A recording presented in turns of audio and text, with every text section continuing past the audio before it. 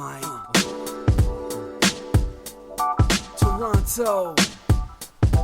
VK on the beat. Check.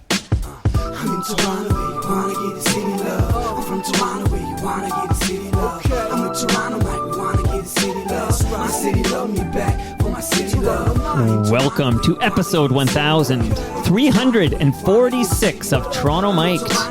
Proudly brought to you by Great Lakes Brewery, a fiercely independent craft brewery who believes in supporting communities, good times, and brewing amazing beer. Order online for free local home delivery in the GTA. Palma Pasta. Enjoy the taste of fresh, homemade Italian pasta and entrees from Palma Pasta in Mississauga and Oakville. Pumpkins After Dark. Get your tickets now at pumpkinsafterdark.com. Recyclemyelectronics.ca. Committing to our planet's future means properly recycling our electronics of the past. The Advantaged Investor Podcast from Raymond James Canada. Valuable perspective for Canadian investors who want to remain knowledgeable, informed, and focused on long-term success. Season 5 of Yes, We Are Open, an award-winning podcast hosted by FOTM, Al, Grego, and Redley Funeral Home, pillars of the community since 1921. Today, making his Toronto Mic debut, is Michael Phillip Wojewoda. Oh, nicely done. How did I do? You pronounced it beautifully. Thank you. Do you get lots of people butchering it? I would think they see a W, they think that's going to sound like a W. They see a J, they think that's going to sound like a J. But I learned neither is true. Yeah, absolutely. You learned correctly. But I wonder if people have ever evoked the Elizabethan English and called your show Toronto Mic'd, because you could interpret that in a number of ways too. And the Philip is optional, right? I had a John Michael over, and like you got to use both names, but you're okay with just Michael. God, I have this really long, convoluted story about my name. Let's Names. hear it. Well, I'll make time for that. So I was christened Hubert Wojewoda. Hubert also being my father's name. And then I'm sorry, that's not quite true. I was christened Hubert Michael John Wojewoda. And when my parents started to fall apart and the divorce happened, I sort of got swung slightly into the narrative of my mother. There was a period where I was a little bit pissed at my dad, and I thought, you know what, I don't really want to have this name. So I informed my family that I was going to grab one of my inside names, right, Michael. So it took a little while to condition them. Then I became Michael. But to go a little further back, my father had used his middle name to anglify himself in the 60s to sell insurance. So he was Hubert Phillip. And it was on our mailbox out in the rural Woodbridge before it was all built up. And I was known as Hubert Phillip, and then Michael Phillip. And then all my friends in the suburbs, and even when I was in my early punk bands and things like that, everyone called me Mike Phillip. And I knew about this Wojewoda thing kind of in some vague way that a kid knows that something's going on in their family, but they haven't quite sorted it out. Right. And then I finally, so I changed it from Hubert to Michael. So then Mike Phillip or Michael Phillip. Then my first opportunity to get a credit on a record that I produced in the early 80s, they said, we're going to give you a credit. And I said, you know what, let's use Michael Phillip Wojewoda, because it was 3 names, and all the great producers in the 80s had 3 names, and it took up a lot of room. And I decided to just start adopting my actual last name sort of as that. And then fast forward to any time I take a flight at the airport and they say paging passenger John Smith and passenger Roger Deakins and passenger Michael, and there's a pause, I just start getting up because I know they're going to go Wojewoda. And then 9/11 happens, and I need to make my update my passport. So suddenly the passport office goes, well, you never officially changed your name to Michael. But all my other ID, everything, my health card and whatnot. So the woman who was at the passport office said, well, maybe we can fudge it a little bit. So she's really nice. She was saying, let me try putting in H.J. Michael, and the system accepted it. So now I'm H.J. Michael Wojewoda, but when I get an airline ticket, the H and the J are not parsed or separated. So it's actually now HJMICHAELWOJ. Wow. So now I hear paging passenger, and I just quietly get up and go, yeah, that's me. Can I buy a vowel? Okay, that's wild. Now, you mentioned, you didn't. You actually mentioned your parents' divorce. Okay, welcome to the club. But speaking of weddings, if that is even speaking of weddings, Peter Myers did write in when he heard you were coming on, and he said, "Yay, Michael went to my wedding." Yes, I did. And as I recall, it was a lovely wedding. I have just a memory of being very young and very confused and consuming far too much alcohol at that. And I have just a memory of being like a great supportive friend and then just being a complete disaster by the evening. So, but anyway, I'm very fond of Peter.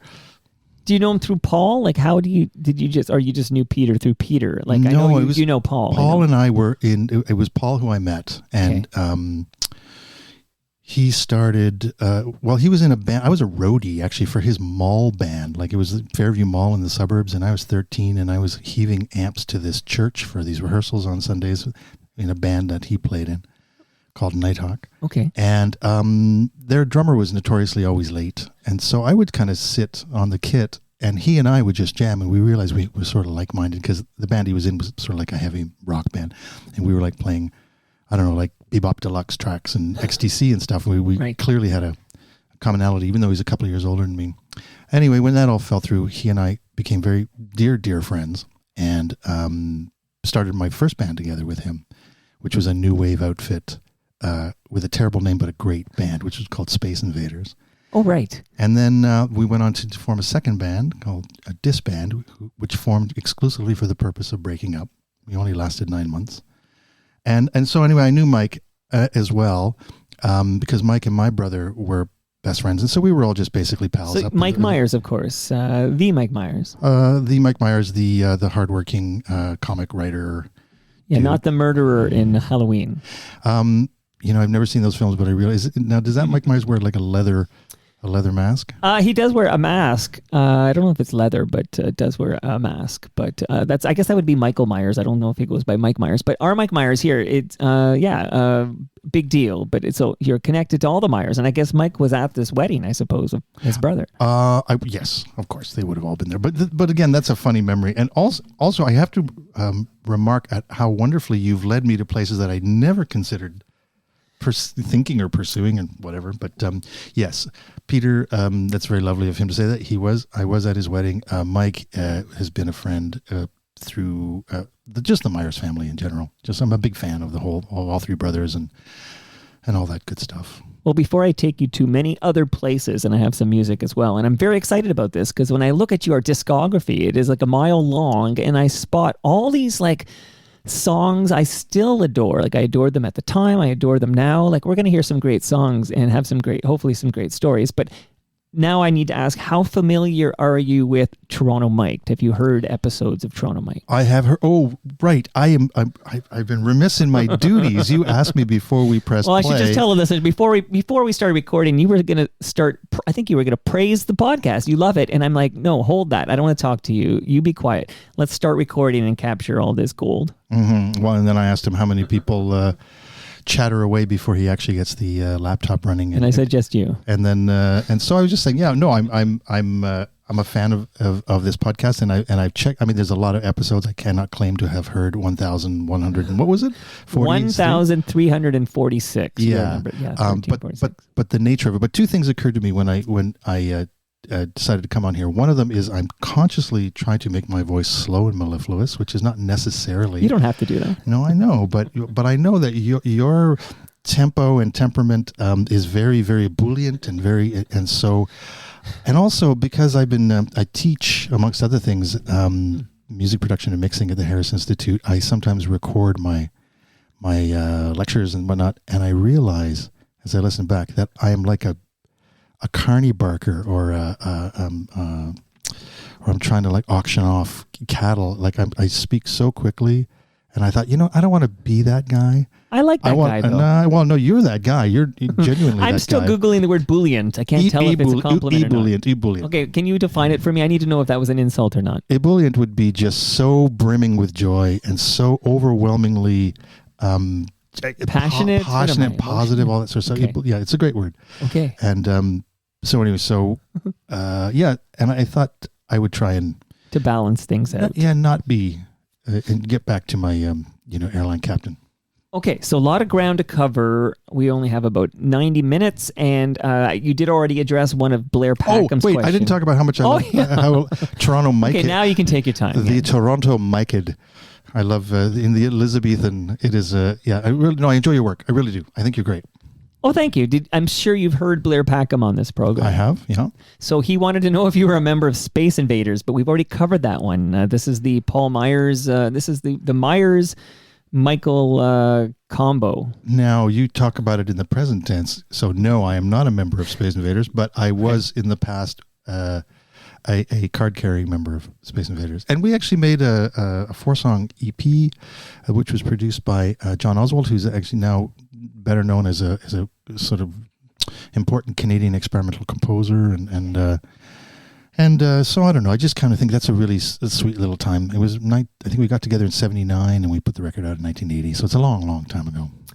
I was thinking when you were coming over, how do I structure this? There's so much ground I want to cover. And I thought, do it chronologically. And then I said, nah, I might kind of jump around a little bit. So questions might lead us places, and then I'm going to play songs that'll lead us other places. Clearly, we've established this already, so go ahead. Elephants and Stars. He's an FOTM, Manfred. Hello, if you're listening. He goes, Doughboys and Change of Heart? That's the stuff of legends. Plus, he did that Veal record, which I love. Mm-hmm. So where do I go here? Let's start I'll maybe say something about all three bands. I actually want to play a song I still love from Change of Heart that I believe you are the producer on. But where do we go? What's Veal? I'm not even sure. Luc Doucette, who is one half of White Horse, and also Sarah McLaughlin's principal guitarist's band, trio in Vancouver in the 90s or the mid-90s, late 90s. And so I ended up producing an album with Luke and the other characters who I should remember the name of, but I'm blanking because I'm blanking now, who are all really interesting. Here's what's funny, Mike. Yeah. Is that there are stories to tell that I dare not tell. So I'm going to have to That's think what the Great Lakes beer is here for. I have to think of the second tier stories to tell. That's the... but I'll tell them. What the hell? Yeah, go ahead. Well, what do you want to know? About Veal? Well, here, let me steer it towards... Okay, Veal, good, we shouted out Veal. Doughboys. Okay. Yeah, let's talk about Doughboys. I know that one of my favorite bands is Rusty. They come out of Doughboys, like Scotty Mac. Yeah. The other Scotty Mac. I know people think I'm talking about Scott MacArthur, but Scott McAuliffe. So what can you tell us about your work with Doughboys before I play the Change of Heart and we can talk about Ian Blurden? Well, this would be the sort of the early 90s wave of music that was kind of hitched to the grunge movement. So these would be bands that would be a lot of dreadlocks, sort of stinky socks, true real lifers, van life and like Soul Asylum. What am I thinking here? I don't know. I can't speak. I'm just saying that he looks like he needs a shower. The kind of thing that like it was just that there's several variations and I don't want specifically say this has to do with any particular band, but they'd be the kind of bands that are amazing at what they do, and they may not even know the name of the chord that they're squeezing on the guitar. They're just pure. And so Doughboys was a great experience for me because I recorded them in Montreal-based band, and and then we ended up going up to Morin Heights for an EP as well. And I don't know, like the only stories I can remember. John Kastner's band. Yeah, John Kastner's band. So the thing I remember about the Doughboys story would be this: I'm mixing it on.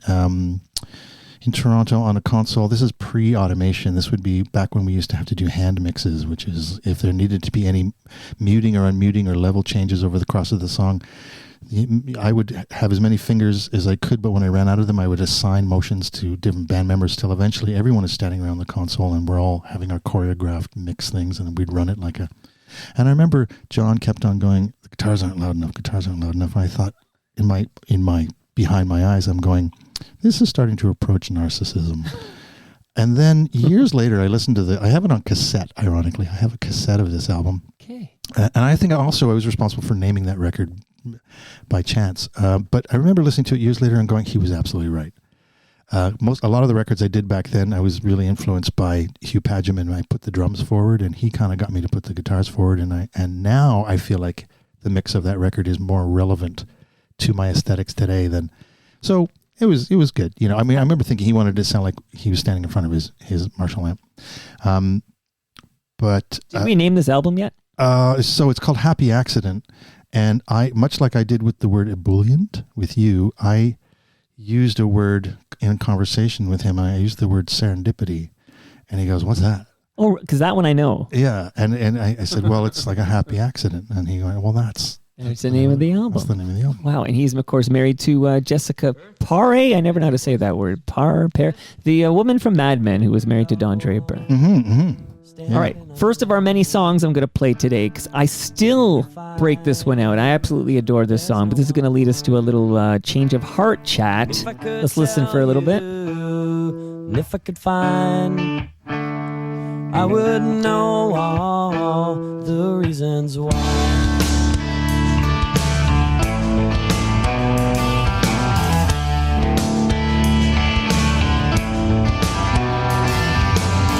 I'd reach out to kiss, but I read your breath, your jealous thought.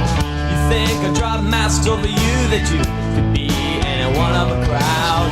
Truth is, I put a crown much more than what's over your head. Truth is, I wanna be the wind and jolly day from your hair. There you go, standing alone. Do you find there's no one home? If I could tell you, if I could find, I would know all the reasons why. When you listen to this now in the headphones, how do you feel? You produced this one, right? Well, this is a kind of a special record because I've turned my headphones down too much. This is an exotic record because one of its claims to fame is its live to 2-track. There was no multi-track phase of this. It was the entire band, every player, every backing vocalist, every guest performing as one pass in a studio with headphones, and so there would be multiple takes, and then we would edit together the takes on really early primitive digital editors, because the idea of being able to edit was really exotic too on digital. But I always remember it was very exciting because I think it was spread out over 3 or 4 days, and it had a quality that had been sort of missing at that time anyway, which was, you know, the methodical process of recording with overdubs. It was like, fuck that, let's just well, I mean, it was Ian's idea to go out on the floor and do it. And I think we also listened to Joe Jackson album that had just done that, and we thought it really sounded great. So there's another connection that record has that's less to do with the Doughboys and more to do with Barenaked Ladies' Gordon debut and the Rheostatics Whale Music, because all 3 of those records were done in the same kind of compressed 2.5 month period, and without having any intention, all 3 bands had on their own created these themes that were directly linking back to Brian Wilson. And I don't know if they'd all read the same biography at the time, but it hit the zeitgeist. But right, because that album's called Smile. It's called Smile, and of course, you know, Brian Wilson's a tune by BNL, and Whale Music is a book that's kind of based on the idea of the social anxieties of Brian Wilson character. You're blowing my mind right now. I never even tied these 3 together. And I didn't notice. I mean, at the time, it was just, to me, it was a curiosity, because it's not like I led anyone that way. It was in the air. And those 3 records did really well. And they're all 3 great. And what production on those 3 albums? What's that? Great production. Oh, well, thank you. Those 3 albums. I appreciate that. Thanks, Mike Kid. Okay, so Ian Blurden, who I've had the pleasure of having him over, I think he's a creative genius. I think he's a super talented guy, and I love listening to Change of Heart. I know there's new Change of Heart coming, so... so I was involved in some of that. Amazing. Yeah, and don't be shy. I know not that you're shy, but make sure you sprinkle any fun facts or mind blows or any names you want to drop. Sprinkle it. I think liberally. what Ian did was he wanted to make sure that everyone who was involved in the original Smile record would somehow, as long as they're still around and living, contribute in some way. So I think what I did was I simply recorded Ann Bourne's cello overdubs for this new record with Ron and Ian in my studio. And so that way the DNA of everyone who was there, even though they didn't do it live off the floor like they did the original one. And, you got some B&L going. And, so. Well, you did mention Gordon, so a little of this, and then I got questions. Sure. And I know Blair Packham's in the chorus of this song, as he's told me, so it'll lead to some Blair questions as well. If I had $1 million, if I had $1 million, well, I'd buy you a house. I would buy you a house. And if I had $1 million, if I had $1 million, buy you furniture for your house. Maybe a nice Chesterfield or an ottoman. And if I had $1 million, if I had $1 million, well, I'd buy you a K car, a nice Reliant automobile. And if I had $1 million, I'd buy your love.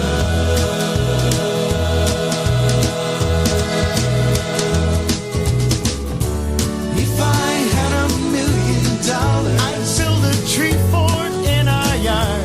If I had $1 million, you could help, it wouldn't be that hard. If I had $1 million, maybe we could put like a little tiny fridge in there somewhere. We could just go up there and hang out. Like open the fridge and stuff, and there'll always be food. All right, thus begins the Barenaked Ladies segment of our episode with Michael Phillip Wojewoda. I almost got it right. Okay, I'm working on that. But what can you share with us about producing Gordon for Barenaked Ladies? Wow. Well, specifically, if I think about this, I mean, whatever, it's so funny. I keep thinking of like little stories. What anecdotes could I tell? This particular tune, for instance, they talked about getting all their friends, like Blair was in the chorus at the end. So Ed had said they had done a show where everyone in the audience started humming that sort of top line, but down low, the and he said, let's get a bunch of people that we all love to show up and record that. So I had to, this would be now no longer in Morin Heights, but back in Toronto. And maybe it's not yet here, it's a little bit later in the song. So the first time the chorus starts coming in, I had to deal with a lot of details. It was just me out there. And the chorus kind of sings the first harmonically incorrectly by any measure. But by the next repetition, they sorted themselves out. And this is about 50 people in the room, parents and whatnot. And then we had to add an overdub to it. And I remember Bobby Wiseman was in the group. And when it was over, I said, that's great, everyone, it's a wrap. And he was like, the first thing was totally wrong. And I was like, I know, I'll just deal with it in the mix. And so I kind of de-emphasized the bad note when I was mixing it, which is like 50 people all singing the wrong note. I remember that. So is that coming here? We're in the last minute of play in this period. It's going to be the slow part where I guess after the second chorus, and there's humming. Okay, I'm going to just let it play out. Let me listen. Yeah, it's already passed. The bad notes have passed. Missed it. Okay. It's the first entrance. Okay. Interesting. So Bobby Wiseman, who I also had the pleasure of speaking with recently, very interesting cat. Do you remember any other famous people in that chorus? I know we talked about Blair Packham, but do you remember anyone off the top of your head who was on that chorus of 50? No. Not at all. Blair, Bobby, and a bunch of other people. Well, I mean, you mentioned Blair. I go, I guess Blair was there. It just occurred to me. He now. says he was there. No, I believe he was there. He's lying, Blair. We patted it with all our friends and all the parents and stuff. But again, I was the engineer and producing, and remember, this was on analog tape. It was a lot of work, and it was a sea of people, and it was kind of like a big festival of stuff. I think there weren't enough headphones, so I had to kind of feed the music into little speakers, and I remember the tech of it. It's like I remember when Neil Peart came in to do some overdubs on whale music. It was like mostly I remember just making sure that the tech was working, and also that the talkback was on when friends came into the control room, because the SSL consoles were designed in such a way that when you stop the tape deck, the talkback mic would just come on and stay on. This is the way I preferred it, so people weren't out on the floor just sitting in silence. And the friends came in and were just doing all the, oh man, I can't believe it, and Neil's sitting there quietly and very, very graciously just waiting for his chance to do the overdub. And while people were... Well, I think Blair and I'm sure he's used to that, like a mist. That's what happens with that level of celebrity, just a mist of whispers of people going, oh my God, it's blah, blah, blah. I remember walking around with Mike Myers would be the same. You just hear like, right, as he walks by. Right. So this is Gordon, of course, the first major label released by Barenaked Ladies. The money they spent on Gordon came from, they won the CFNY, I think it was the CFNY New Music Search or something. Absolutely. And so that led to a couple of interesting anecdotes. One is, of course, strategically on a business level, that was brilliant because they did not need to borrow any money to do it, so they could license it on their terms with whatever label they signed to. But the other one was, you all remember the yellow tape, which was a very, very popular precursor to that first record. And some of the songs that are on the record are on the tape. And I remember working specifically on great detail on a tune at the studio with the band, and then I get in my car at the end of the session and I turn the car on and CFNY will be playing, and the very same tune is on the radio. And I don't know necessarily whether we're doing a better one or not, but I remember thinking how... Can I guess what song this is? Blame It On Me. You're right.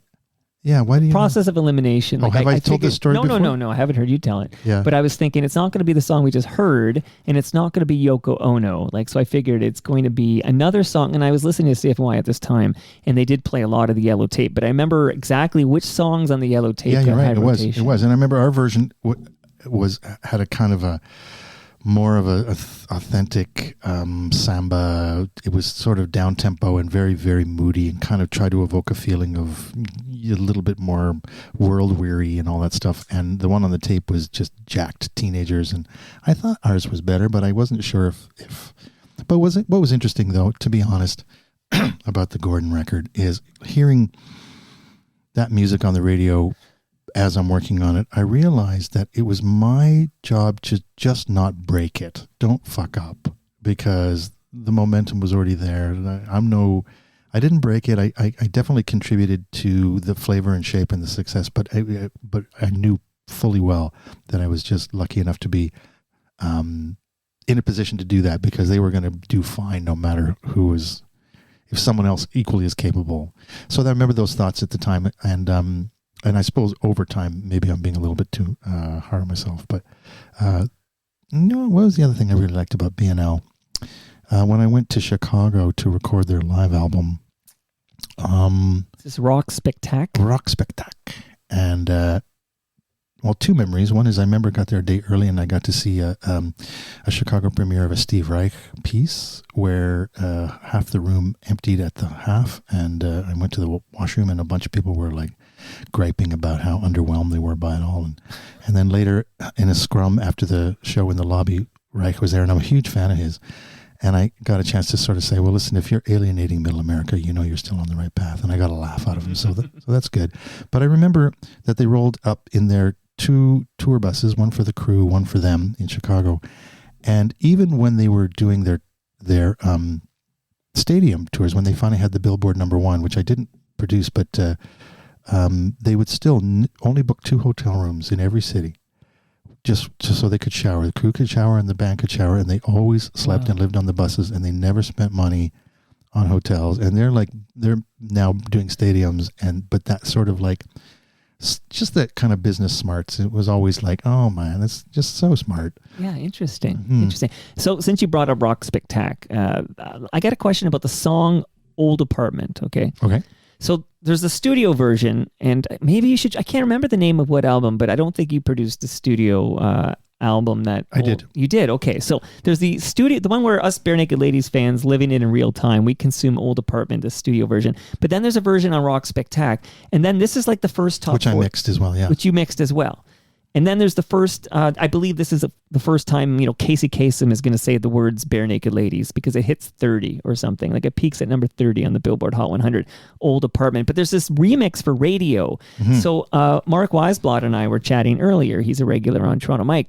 And he was curious to know, like, what do you do to a song like Old Apartment to make it more palatable for American top 40 radio? Because it was kind of remixed for radio. Yeah, well, I mean, mixing is a whole, there's so much authorship in mixing.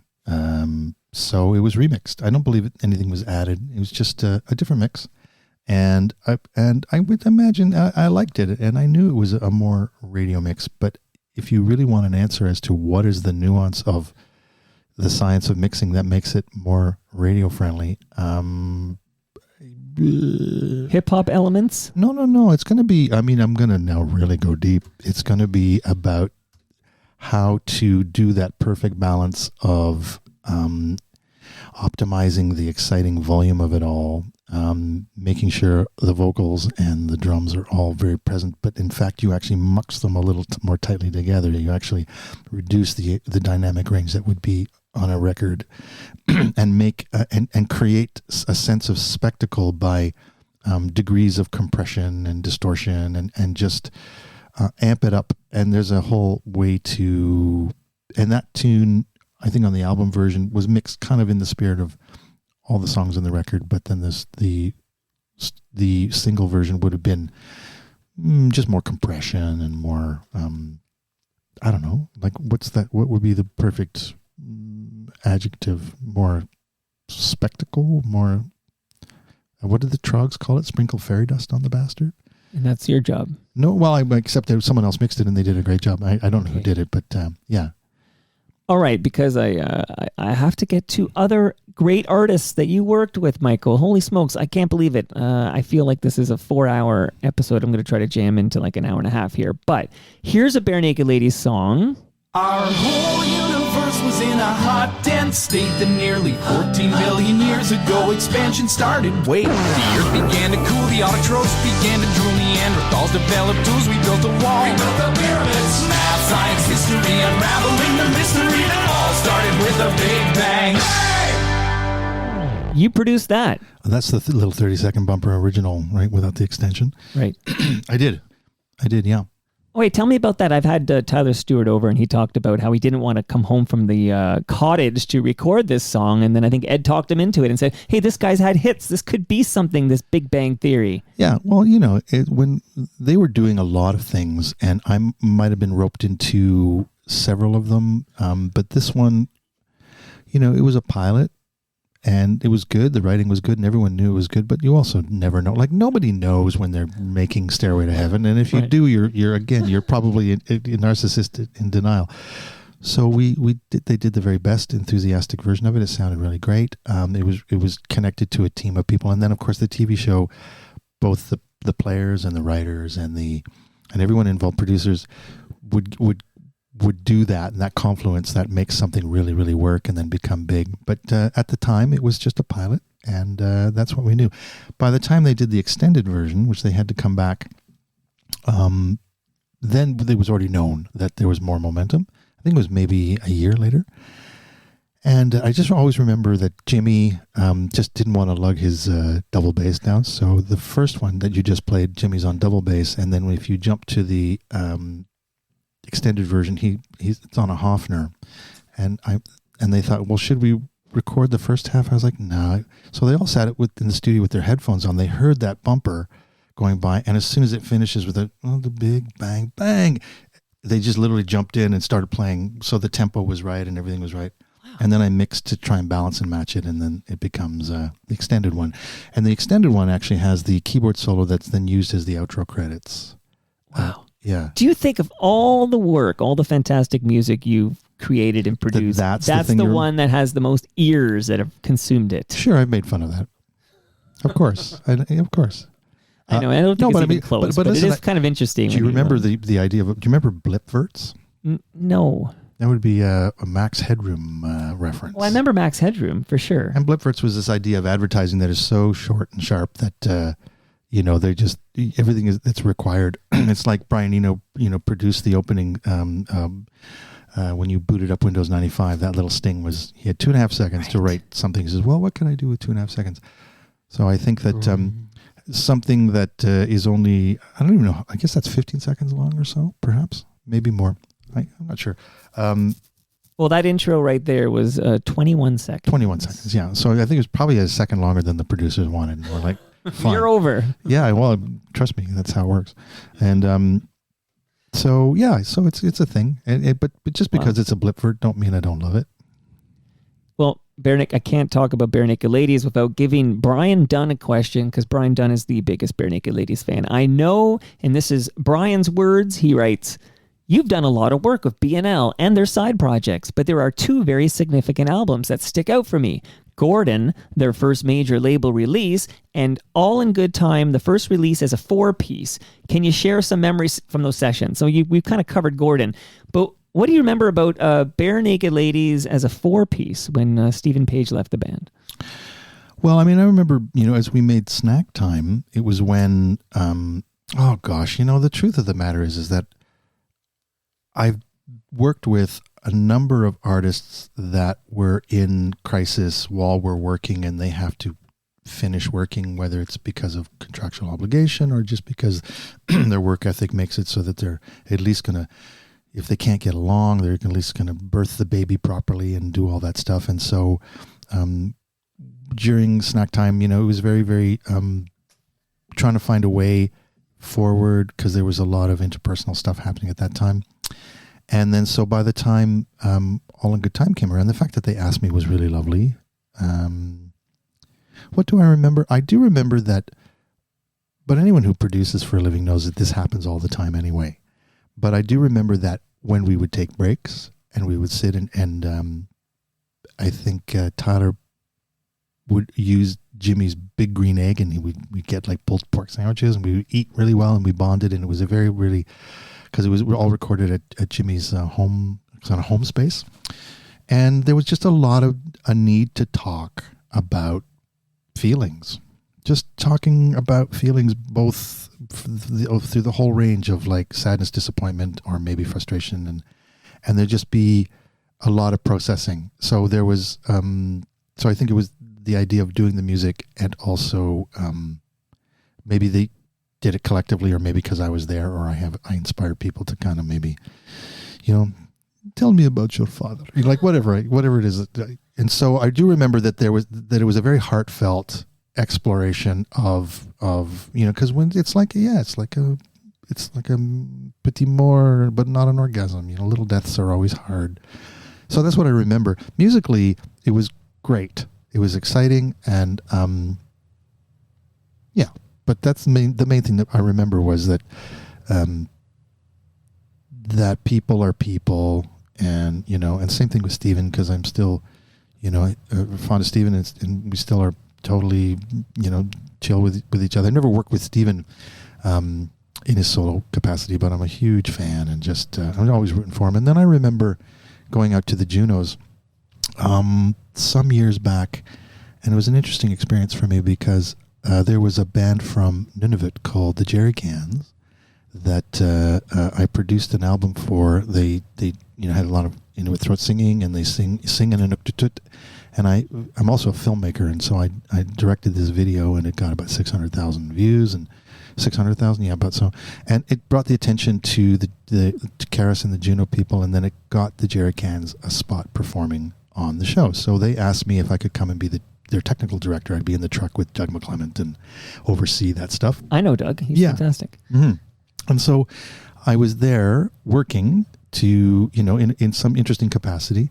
And at the same time, B&L had a kind of a luncheon date, because they were being inducted into the Hall of Fame. And they threw a kind of a party luncheon for people, maybe the same 50 people who were singing along, And I just remember all of them coming up to me and just being really, really gracious and lovely about, my how I'm sort of woven into some of the fabric of that story. And I just remember Steve and Ed being really warm with each other, and Nice. it was just, it's like their lawyers are going to go. It's like Godzilla and Rodan are over there fighting, and they're like just down there in Tokyo, kind of going, well, let's just be people. And so I remember that, but I remember thinking how interesting it was for me to be at the arc of the kind of this idea of like the end of an arc, even though no one's really over, but BNL being celebrated, and there I was with this absolutely green band that like.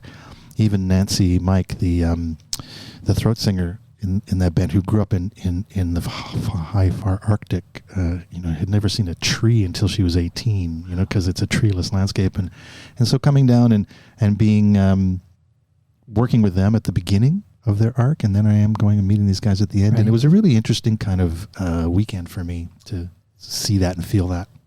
Well, I'm very glad to hear that there was good relations there between Ed and Steve, because I think for us Canadian, I'm sure they've music- collapsed. I mean, I have no idea what's going on. No, we have no idea. But when Stephen Page was on Toronto Mike, I did ask him, like, do you ever hear from members of Barenaked Ladies? And the one gentleman who still keeps in constant contact with Stephen Page is sweetheart of a man, Kevin Hearn. And I know Brian was going to ask about this too. You worked with Kevin on his solo projects, and he wants to know what it's like working with Kevin Hearn outside of Barenaked Ladies. Well, I started working with Kevin Hearn before he was even in Barenaked Ladies. So Does it Look People?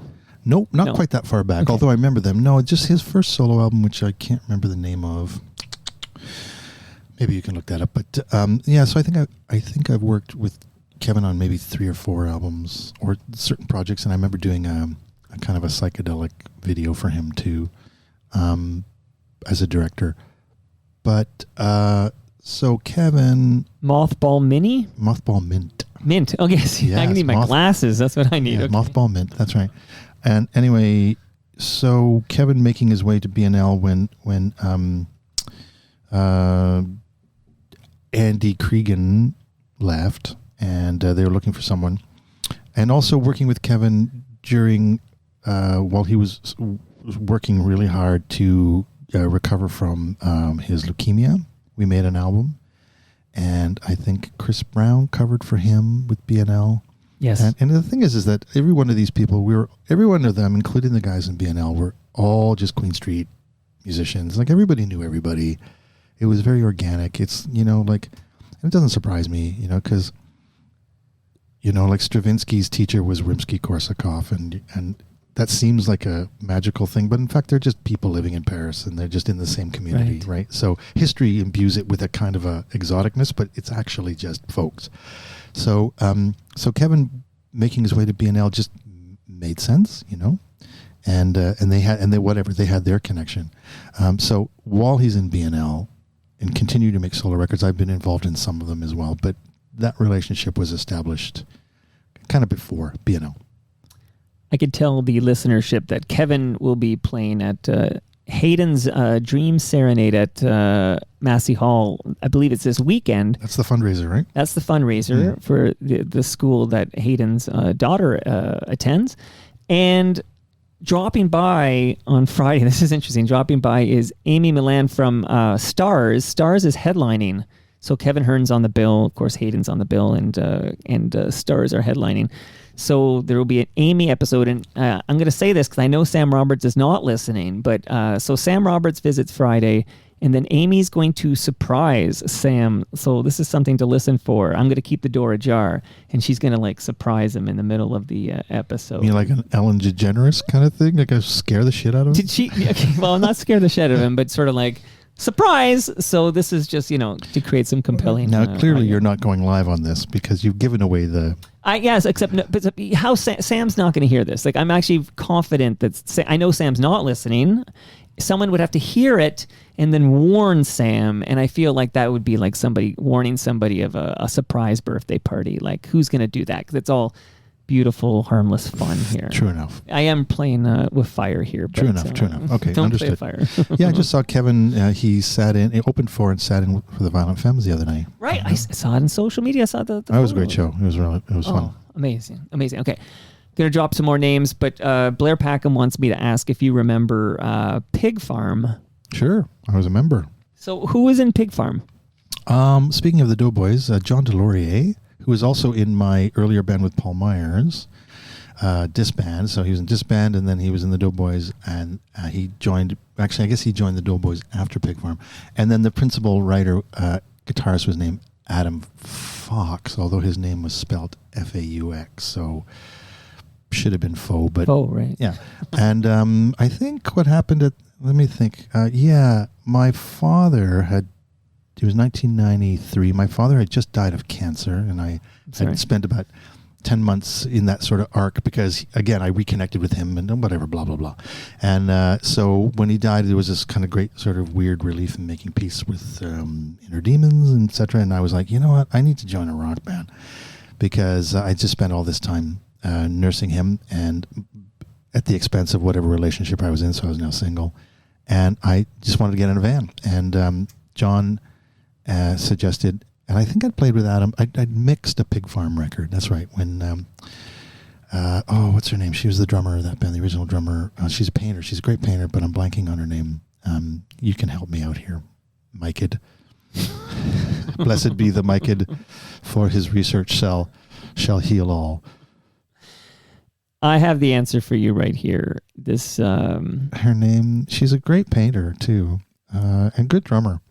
Anyway, so I joined. I got in a van and I started touring with Pig Farm, and also we produced a record. And the one thing I like about that record is it's one of the few records that I might have mixed, but when we actually recorded it, Leslie Becker, yeah, and I just really loved not having to take on all the responsibility of producing a record. I just played the drums, and then I had to wait for my tambourine overdub and my backing vocals, and I was sitting in the lounge like everyone else playing video games, and it was so much fun not being a producer. Amazing. Yeah, and then I mixed it.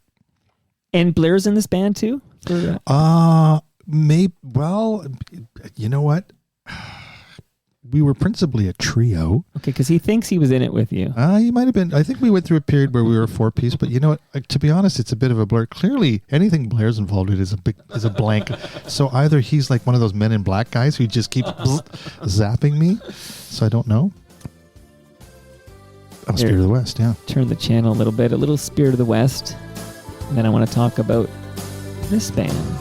Jesus hangs behind the glass above Venetian doors. His window box boasts crimson flowers fresh cut the day before, and you couldn't find a smile if you nailed it to his face. But Jesus Christ hangs his head with grace, and Venice is sinking. I'm going under, 'cause beauty's religion, and it's christened me with wonder. Tell us, what have you done with Spirit of the West, Michael? Where did I put them? What have I done with them? Oh, now I'm sad because there's no more Spirit of the West. But like you produced this album. I did. Yeah, I did 2 records with them. Well, I mean, 2 things come to mind. One is the story I remember about this one, which is maybe the lesser interesting, was in somewhere in one of the verses, John says erection, the word erection on a horse. And back in the 90s, apparently, Chum FM was the flagship and the gatekeeper in Canada, and they got 7 phone calls complaining about the profanity of the word erection. And Kim Cook at Warner was informed that that they pulled it, and every radio station in Canada pulled it. Wow. And we had to quickly put together a clean version, which, again, before laptops and DAWs and things that would make it very simple, again, you know, I had to take the instrumental version and splice it. Anyway, whatever. It took about 5 days to get that together, to get back to Warner, to ship this special little CD out to all the stations in Canada. And at that point, it lost all its momentum and just sort of died on the vine. I mean, people know it, and they kind of know it, but the real momentum of it was killed because they say there was about a 10-day gap and then it just sort of missed its little That's window. infuriating to hear that. That's a true story. Yeah. And then the other story, of course, was sadly, John's more famous for having contracted early onset Alzheimer's. And I always remember, much like Glenn Campbell, the strangest thing about Alzheimer's is that music is the last part of the brain that atrophies. And there were his ability to perform, if he had an iPad in front of him, and Toby, the bass player, would have a little Bluetooth foot switch, and he could keep an eye on the lyrics, and managed to get through that. But then eventually he couldn't even do that. And then there were these sort of tribute nights of Spirit of the West tunes with different people coming in and doing the lead vocal, and John would then just get on stage, and all he could do at that point was dance. And he would dance, but in a weird, present way. Not to suggest that it was like still that part of him, the performer part of him, was still clearly present. And he would just dance with everyone all night. And then I remember he also made a play and a film with his wife, where he tried to explain just before he slept over the horizon what it's like. And it was very, very heartfelt and really, really beautiful. And yeah, it's just and everyone in that band is so lovely, and they're just really great people. So anyway, it's a beautiful one of my connections, is with that band.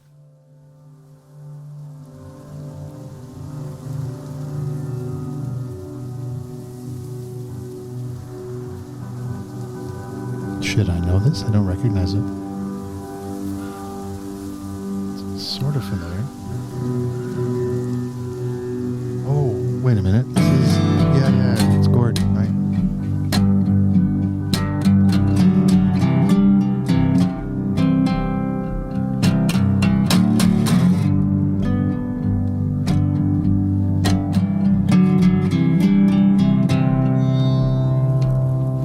I am the stranger.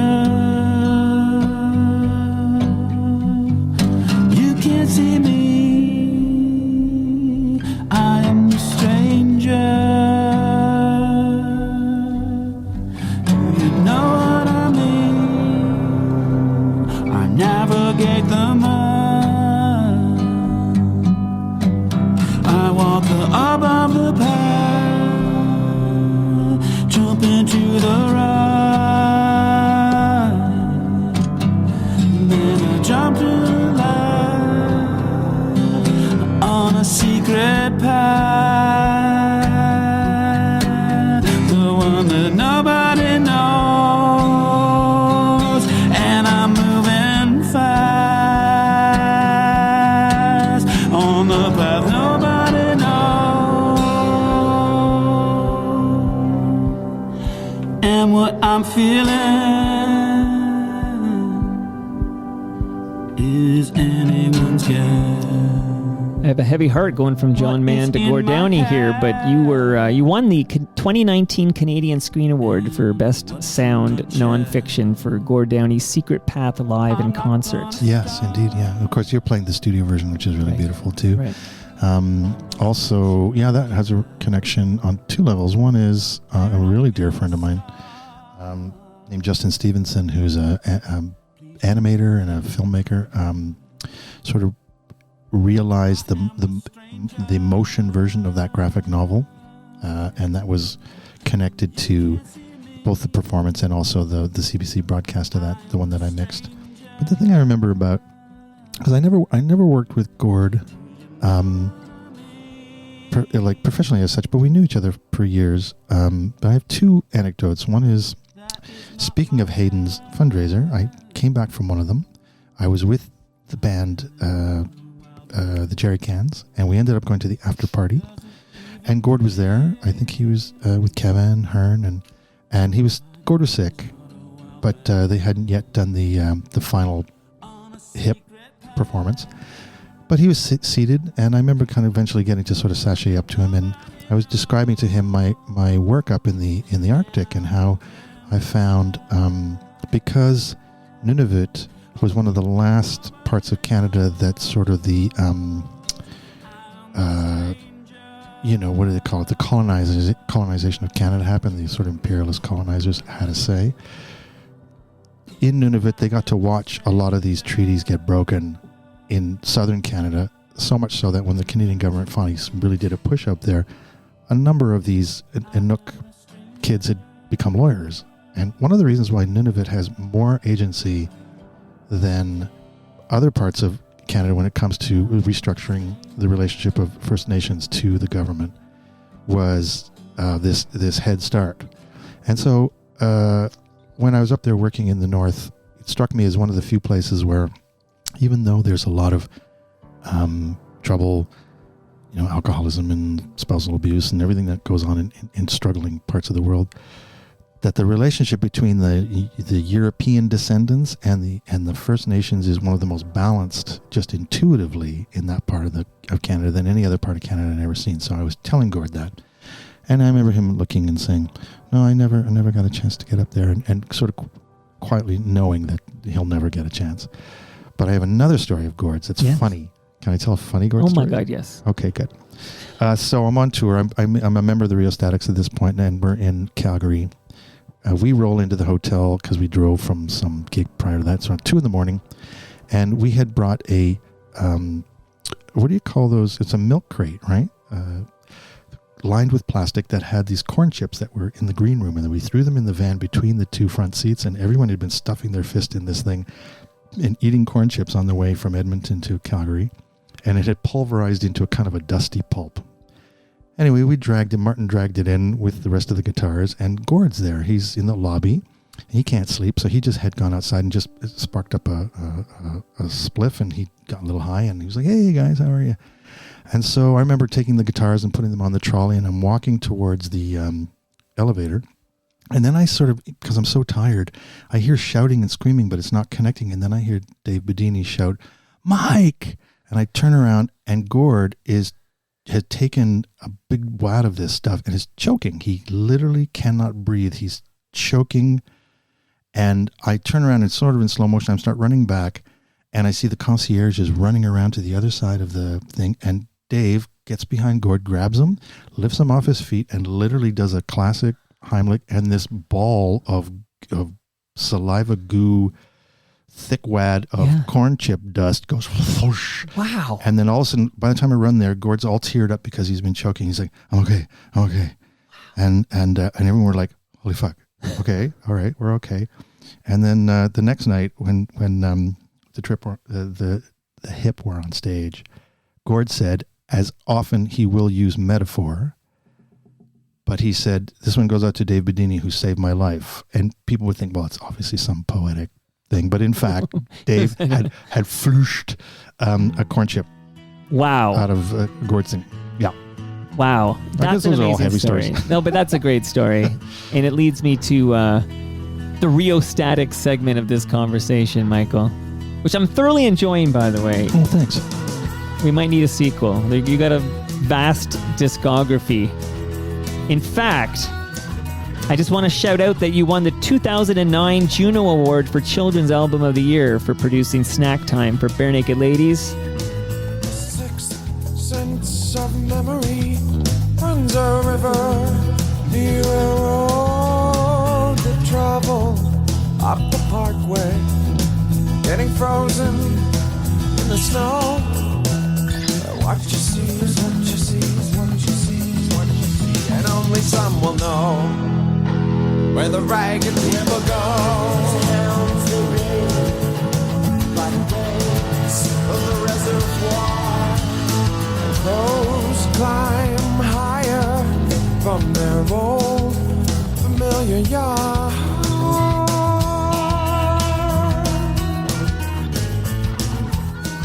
Whale Music is a beautiful album, and I can't believe the producer's in my basement right now. What an album. That's a good album. Yeah, it's a great album. Great album. Yeah, I'm listening to it going, oh man, Ampex 456, 24 track through an SSL. Nothing sounds like it. It's so nice. It's so pillowy and nice. That's an old guy analog reference. I love it, even if I don't get the reference. I'm glad I recorded it. It's the manufacture of tape, the actual stock of the tape. What do you remember about producing whale music with the Rheostatics? The main thing comes to mind was the album that preceded this, Melville, was so well received that I'd never really been a producer of a sophomore effort. And in an unspoken way, because a lot was unspoken with that crew, I couldn't get them to go into the studio and actually record. We would set up and stuff, but then people wander off and there'd be distractions, and maybe there was this little 8-bit video game of like a car race. You could race each other, and round it went, and I thought, well, it's their coin. I can only push so far, but there just came a point where I was like, dudes, we got to do this. And then I remember there was this like frank discussion because everyone got really heated that they were like, they just felt a lot of pressure to, to make it good. And there had to be some kind of a, I don't know, like a blowout, or I don't even really remember how it was resolved, but I remember that we had to draw attention to the fact that for 2 days, nothing had gotten done, and we didn't have a lot of time. So then there was this, then you know what we got to do is we got to go in there and just absolutely fuck up. Just go in there and fuck up and be like, fine. And then they forgive themselves of all this idea of expectation, and they just went in and started fucking up. And it was good because that tension was released. So I remember that. And yeah, and they were well rehearsed. I mean, a lot of this stuff was really what they were doing on stage. There was a few moments that I would throw my, the introduction to, what's it called? California Dreamline. I sort of tried to bring a little bit of Brian Eno-like ambient sort of shaping. Oh, there's actually a big BNL story related to that. Let's hear it. So the introduction to California Dreamline, there's a kind of a Brian Wilson Beach Boys moment where you hear this woo, and we actually got the guys in BNL to come in and sing that. But because I'd run out of tracks, I had to use a sampler and lock it to the machine for the mix and stuff. So it was a bit of a complicated thing. So they came in, we got them to do the oohs and ahs. And then as I had to prepare for a proper playback because of this tricky business, the guys in BNL and the guys in the Rheostatics went into the studio, grabbed a bunch of instruments, and just were jamming their freaking faces off. And because the studio was so well built, I heard nothing. I just saw like flailing laughter and arms and flailing.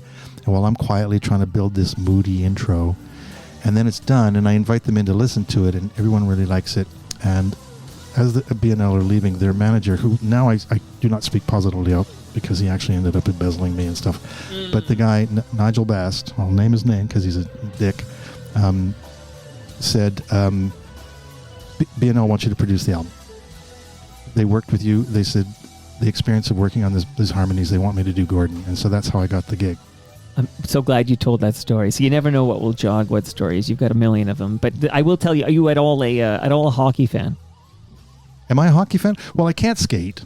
I played lacrosse as a kid. I am a hockey fan in a weird way. I only went to one hockey game, and that's because we were supposed to sing the anthem with the Rheostatics because Dave Clark had left. Well, I was going to say you remember and then we got fired from the anthem, but got to keep the tickets. So I got to watch the Dallas Stars and the Leafs. Oh, that's fine. They probably got Jim Cuddy to do the anthem. But I watch hockey. I mean, I like international football. I like soccer more. But okay, I only brought up hockey because Jeff Merrick is a hockey analyst at Sportsnet. He's been there forever. And if you say he's been on this program as well.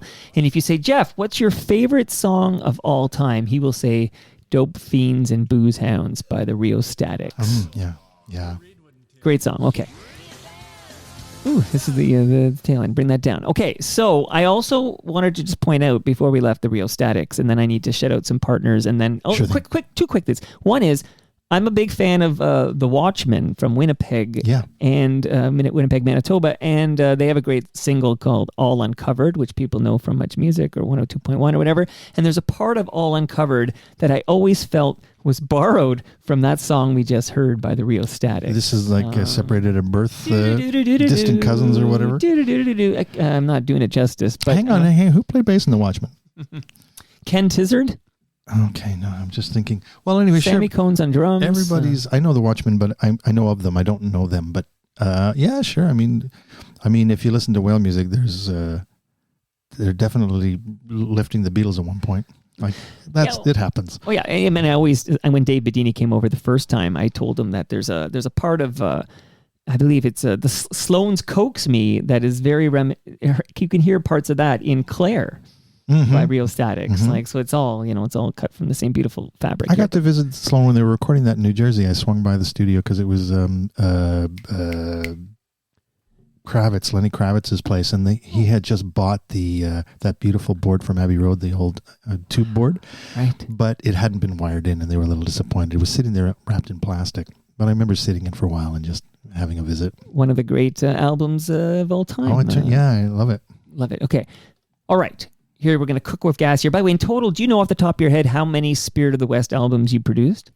I think 2. 2. Okay. I think 2. Yeah. That was one of the. I have a series of Blair questions. And I also did a one-off with them, which was a Joni Mitchell cover for a compilation. That's actually how I started working with them. I did that with them, and then we ended up, because I'd been working with Jane Sibery and met them in Mushroom Studios in Vancouver. Okay, so I'm going to, after I shout out some partners, I actually have a few people I just want to drop their names and hear anything about them, and one of them is actually Jane Sibery, who I recently had the pleasure of chatting with here. So, Great Lakes, by the way, Jeff Merrick worked for Great Lakes Brewery for a short period of time. He went to Humberside Collegiate with the owner, Peter Bullitt, and Mike Lackey, the chief brewmaster there at Great Lakes. So it's such a small freaking world. And he also, Jeff Merrick, not Peter Bullitt, buried Harold Ballard at Park Lawn Cemetery. Interesting. My parents are buried there too. While you're doing work, can I evacuate my bladder? Oh my goodness, yes, of course. You can do that. I will give some love to Palma Pasta. I've got a lasagna for Michael here in my freezer. Palma Pasta has a great location in Mississauga called Palma's Kitchen, and they're going to host all of us FOTMs at TMLX 14. That's on December 9th at noon. We're going to reunite the Pandemic Friday 3. This is exciting. So Stu Stone, Cam Gordon, myself. Please come. Great Lakes will give you a beer. We will have fresh free pasta from Palma Pasta. It's going to be great. Shout out to Ridley Funeral Home. I've got a measuring tape here I'm going to give Michael when he returns. Moneris has a fantastic podcast called Yes, We Are Open, and Season 5 is dropping right now. Every week, a new episode from Season 5. In this season, Al Grego, good FOTM himself, the cuddly one, he went east to the Maritimes and to Newfoundland, and he's been collecting inspiring stories from small business owners and sharing them with us. RecycleMyElectronics.ca. I got Cliff Hacking is going to return very soon to talk about what they're up to at EPRA, but go to RecycleMyElectronics.ca to find out where you can drop off your old tech, your old electronics to be properly and safely recycled. And I want to let you know that you can learn how to plan, invest, and live smarter with the Raymond James, the Advantaged Investor podcast. Whether you already work with a trusted financial advisor or currently manage your own investment plans, the Advantaged Investor provides your engaging wealth management information you value as you pursue your most important goals. Okay, and it's October 19. Halloween is imminent.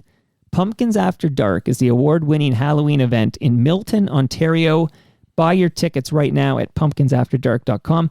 Michael, welcome back. There's a measuring tape for you from Ridley Funeral Home, pillars of the community since 1921. What does one measure at a funeral home?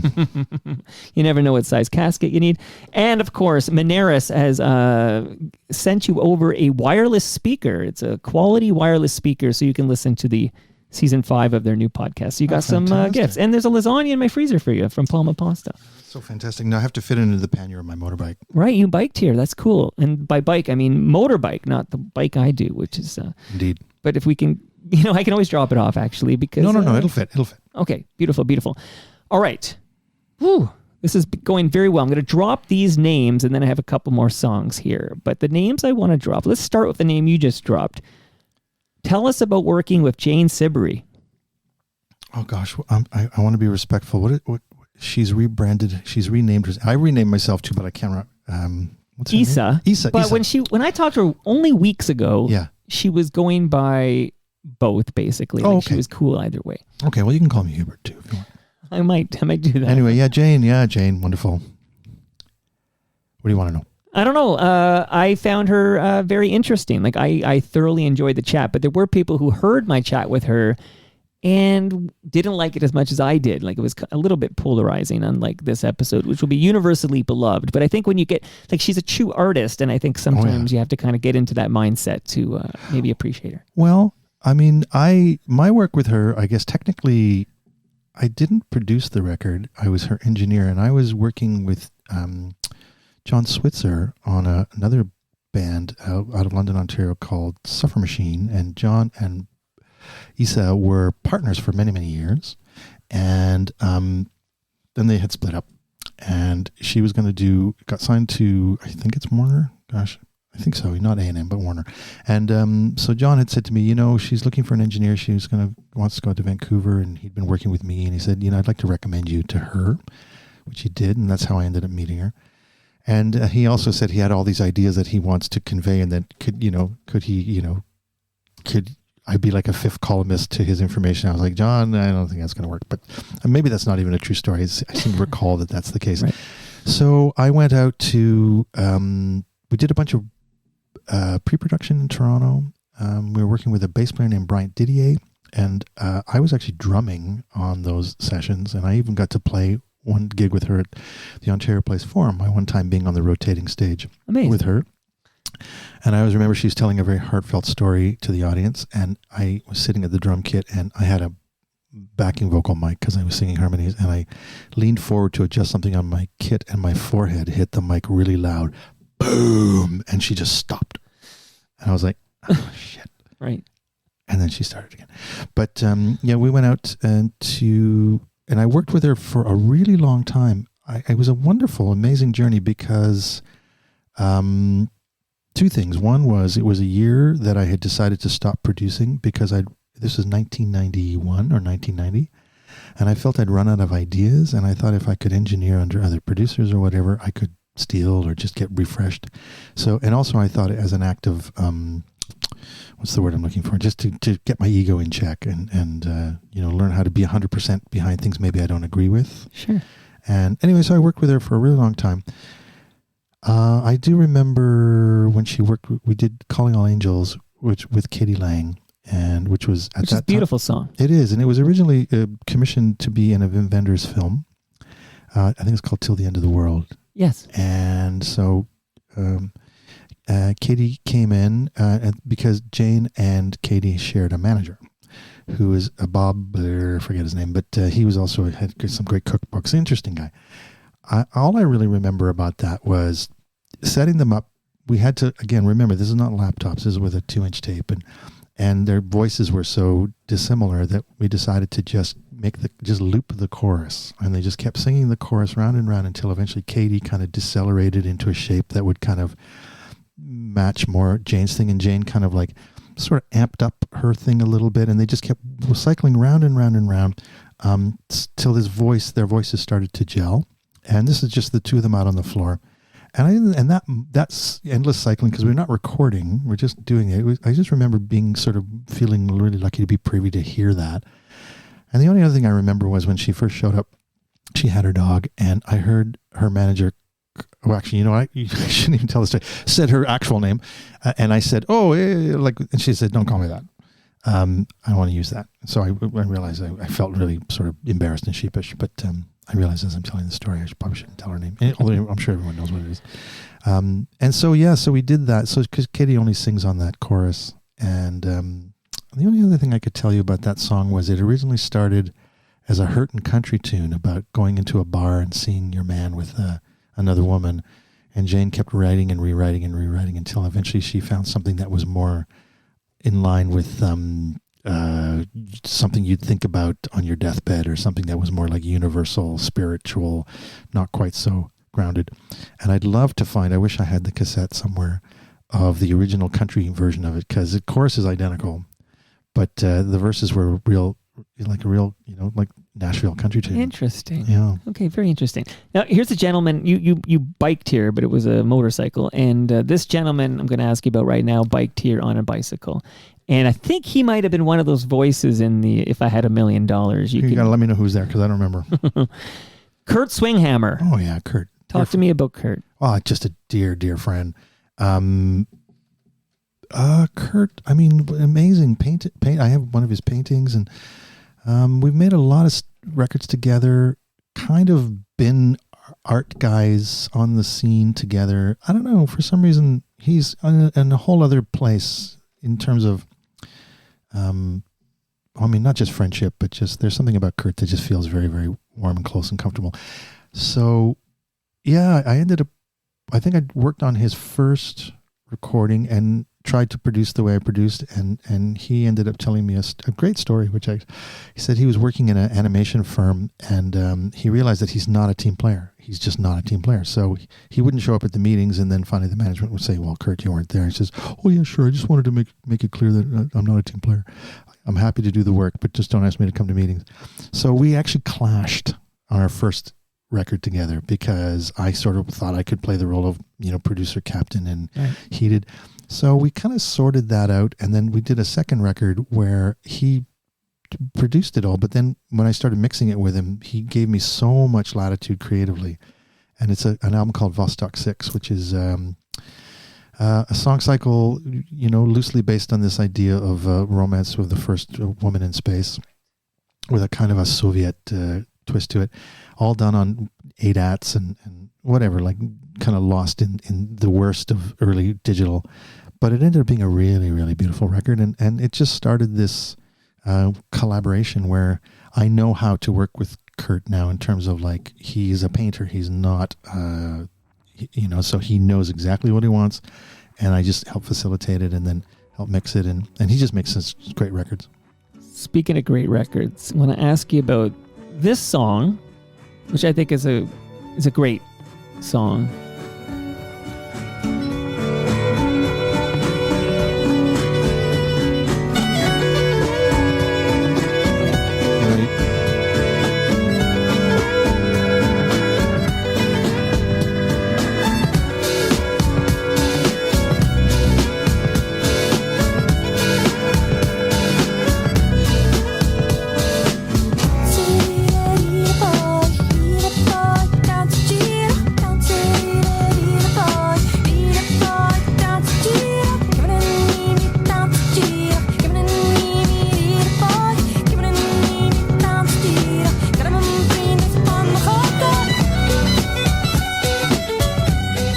Holds up nicely too. I still enjoy listening to it in 2023, but this is from Ashley MacIsaac's Hi, How Are You Today, which won you a Juno Award for Best Producer.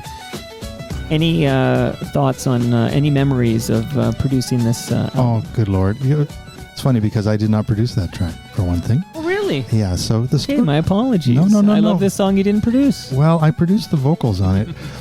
The story with Ashley, I often mention Ashley as my one opportunity to really work with a real Jerry Lee Lewis, like a really powerfully eccentric, and at the time, it was not just challenging, it was fascinating because whatever, like, stuff would be, again, you got to contextualize it in the era it was done in.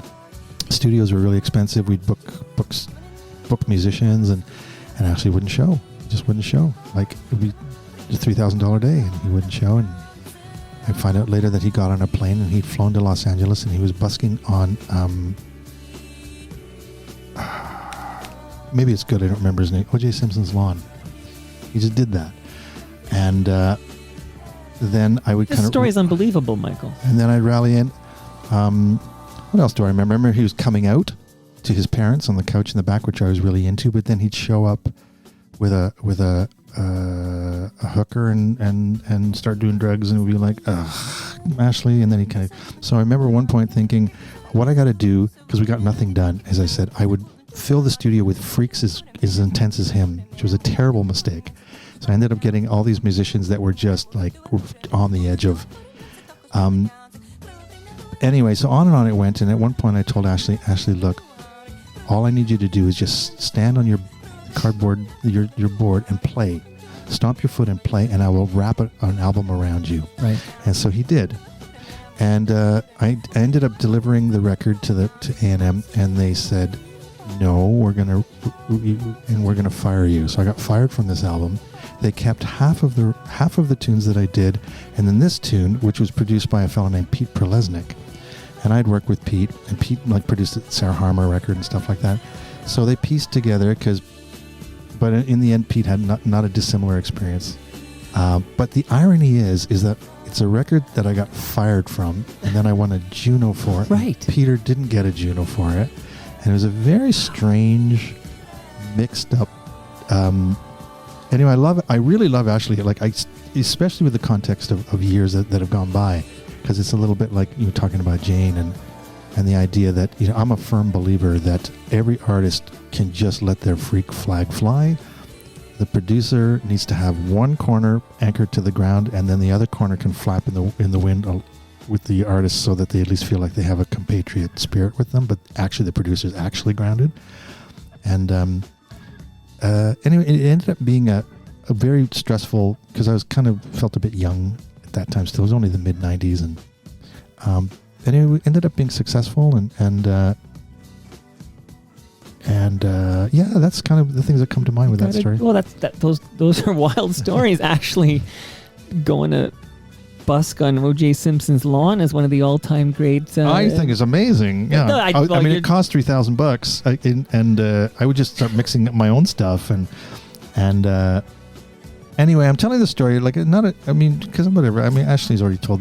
Y'all knows this. Like he's like super different dude now, but back then it was a really, really intense time, and it felt stressful for me. But I realized actually I was just with a super intense, interesting character, and that's just who he was, and that's who the label signed, and they managed to get it done, and I got fired, but then I got a Juno, and it all kind of came out in the wash, you know? Wild. He's amazing. He's amazing.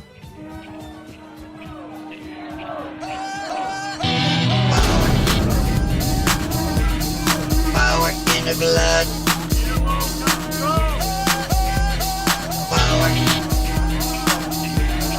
Power in the blood.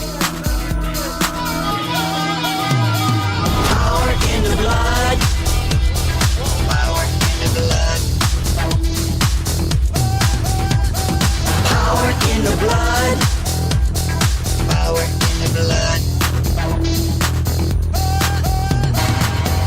No time for spin doctors' medicine. Corporation government selling me some cover-up. Weaponizing pesticides, poison in my groceries.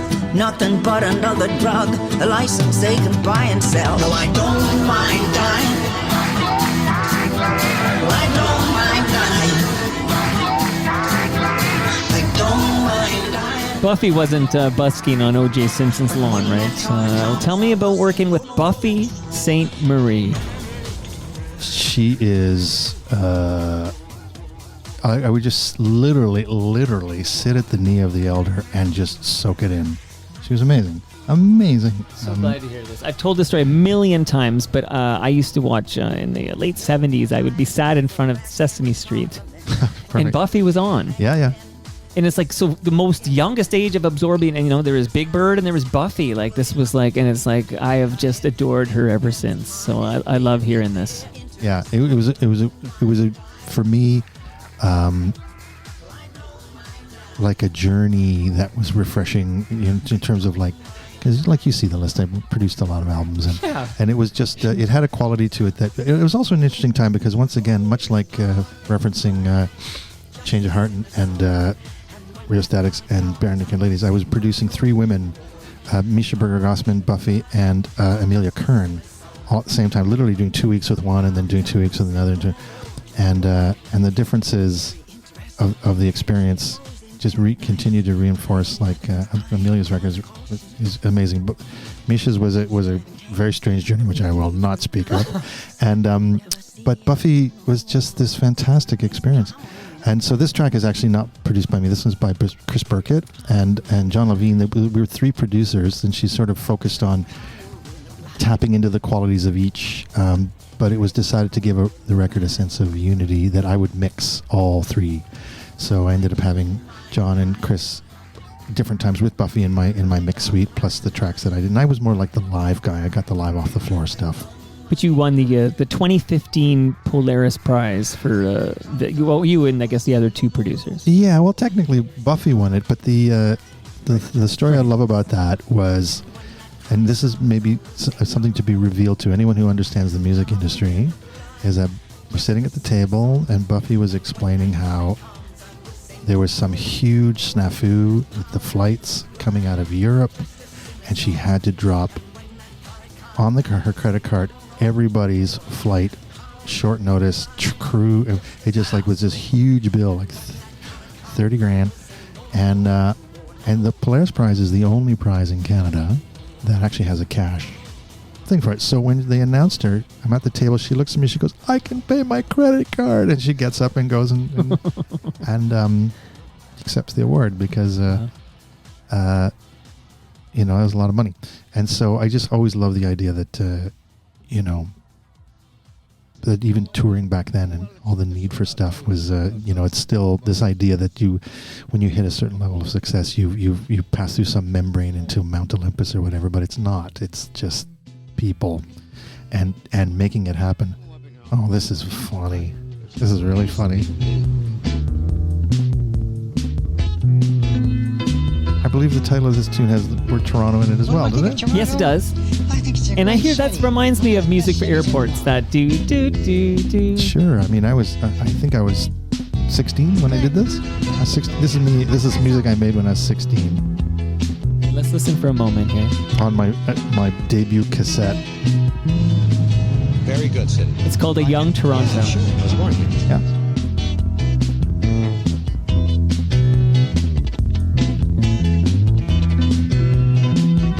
Yeah, the piano was owned by my bass player's grandmother because I didn't have a piano, so I went and recorded it. Sort of, I had a little cassette 4-track, multi-track, back in 1978 or 79.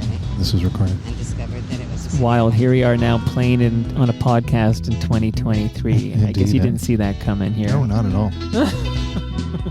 And yeah, that piano part, because I was actually... I would have heard that album, and you've been playing every young, you always hear your influences when you're young, right?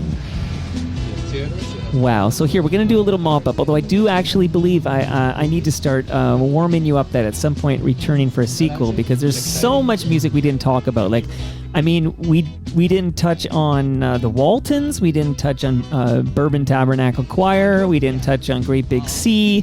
There's so much we should talk about. I do want to point out a quick fun fact, which is we did talk a lot about Rheostatics, but did we mention that you replaced Don Kerr as the drummer for several years in the early 2000s, right? You were the drummer for Rheostatics. Yeah, I was the third drummer. There was Dave Clark would have been the first 13 years, and then Don put in 7 years, and then I put in 7, and then and Dave's back with them again. Right. Yeah. And you did, when we talked about Spirit of the West, we did not reference the fact you won a Juno Award for that, Best Engineer. I did, yeah. For So I have a producer. I guess the producer one would have been for Ashley and the Waltons, and then the engineering one is for Spirit of the West. And Blair wants me to ask you, amongst the countless artists you've produced recordings for over the years, who do you feel should have been more successful, however you may define success? Clearly, it should be Blair Packer. But you've blocked out all memories of Blair. I don't know if I've actually... Maybe I see again... Yeah, no, he has that gun thingy that makes me forget everything. I don't think Blair and I ever made an album. I think we've definitely been on things and appeared in different iterations, but never an album. Who should have been more successful? Oh, listen, there's so many... the only sin that these projects ever had was that no one ever heard of them. Not once they heard them, they would be like, "This is amazing." But it was never a fault of the content. Sure. Any stories at all about Jeff Healey? You worked with Jeff. I was involved producing the music for a film noir kind of murder mystery thing that starred Martin Tielli and Sarah Slean and Mary Margaret O'Hara. And they acted in it, and it was an ambitious sort of film, rock and roll film, but done totally straight up like a film noir. And Jeff came in and played cornet on a tune, so I worked with him as he plays trumpet. He was a fantastic cornet player, so he played cornet on something that was then mixed to sound like it was coming out of an old car radio, and he just sort of his music appears incidentally inside this scene. But it was, Yeah. So so the production itself had a kind of a core of musicians and then these different singers. It's quite a trio there, actually. Sarah Slean and Margaret O'Hara. That's quite a trio. And Martin Tielli of the Rheostatics he's the guy who gets murdered, whose head ends up being burned in an oven. This is called Black Widow. That's correct. Yeah. Right. Okay. Yeah. Final question. I want to close with this because I'm actually now, my brain has decided this is part one. So I do got to get you, I hit all the low hanging fruit I've kind of picked, but there's a lot more I want to do here and I need to wrap up. But the final question is, okay, so we established the fact you rode a motorcycle here. Yeah. I understand you went on an epic adventure to Argentina by motorcycle. I did. Well, again, like I mentioned, joining Pig Farm because my father died, and then I joined the Rheostatics after my first marriage failed. And then I herniated a disc and was laid up, basically crippled for about half a year, working my way back to being able to walk at all. And another long-term relationship had ended then. And so suddenly I'm single again and I can barely walk. And I thought, well, listen, if I'm going to be miserable and lonely, I might as well turn loneliness into the quintessence of solitude. And so I took a motorcycle and I rode to Alaska and back to see if I liked it. And I did. And then next year got a motorbike and I rode from Toronto all the way to the very bottom of Argentina to Ushuaia through 14 countries and I took my time and did about 33,000 kilometers solo motorbike trip through the Americas. This is about 10 years ago. This is similar to what Neil Peart did, right? Similar but different. No, I mean his associated sorrows were nowhere near. Well, no, but the spiritual meditative quality of a lone motorcycle ride. Sure. I still don't think it's anywhere in the league of sure. What Neil was doing to try and process what he had to go through. Mine was a little bit like that, but it was more like just kind of lost weirdo. But but the idea of riding a motorcycle long distances, because I learned to ride quite late in life. I only got my license when I was 45, and I realized I like to go far. So that's far. I did that trip, and it was it confirmed for me something I suspected, which was that one of the best kept secrets in the whole world, actively maintained as a secret, is that it's filled with billions of good people. Billions of good people get up every day, get along perfectly great with their neighbors, and go to sleep over and over and over. And a very small percentage, sometimes in larger volumes, sometimes less, terrible things happen. But so I went down there and experienced kindness after kindness, and it was a fantastic experience. A spiritual journey of sorts. I don't know if you're queuing up your exit or what. I don't know what to do now, Mike. No, you can. I'm nervous. I know. Don't be nervous. Listen, it's a long song. The reason I close with Rosie. Any lowest of the low stories to take us out? Well, I mean, I never worked with Lowest of the Low, but I did recently watch an upcoming documentary about them that has Subversives. Yeah, is it the new one? Directed by Simon Head. Yeah, and so I got a sneak peek of that. Enjoyed it. That too. Yeah, I saw it as well at the Rivoli. Actually, I saw it there, and I got to say, Michael, fantastic. I mean, these songs and albums. That means so much to me that you've been a part of. So thank you for that. And thanks for visiting, man. This was a great pleasure. Oh, thank you, Mike. And thank you for the, I don't know what I'm going to measure from a funeral home, but I'm intrigued by it. Absolutely. And I didn't mean to scare you with the music. The music doesn't mean, shut up, Michael. It's more of like, you can talk over it and then we'll have a natural ending. Oh, well, I mean, the Low, I saw them at the Rivoli and the Horseshoe so many times. I really love this band. I just booked Ron Hawkins on Humble and Fred Radio. Humble and Fred have a podcast, and I put Ron Hawkins as their guest on Tuesday. I just think the world of that band. And, yeah, me too.